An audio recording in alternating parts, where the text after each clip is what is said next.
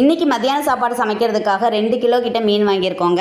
இந்த மீனோட பேர் பார்த்திங்கன்னா மத்தி மீன். இதில் நிறைய முள் இருக்கும், ஆனால் சாப்பிட்றதுக்கு ரொம்பவே டேஸ்ட்டாக இருக்கும். அது மட்டும் இல்லாமல் இதில் நிறைய ஹெல்த் பெனிஃபிட்ஸும் இருக்குது. தங்கச்சி ஒரு பக்கம் செதில்லாம் சீவி கொடுக்குறாப்புல, நான் வந்து தலையையும் அந்த வயிற்று பக்கத்தில் இருக்க முள்ளையும் ஃபுல்லாகவே க்ளீன் பண்ணி எடுத்துக்கிட்டேன். இதில் பார்த்திங்கன்னா மஞ்சள் பொடியும் கல்லுப்பும் சேர்த்து நல்லா கழுவி எடுக்கணும். வாஷ் பண்ண அழுக்கு வந்துக்கிட்டே தான் இருக்கும். ஒரு 7-8 தடவை நல்லா கழுவி எடுக்கணுங்க.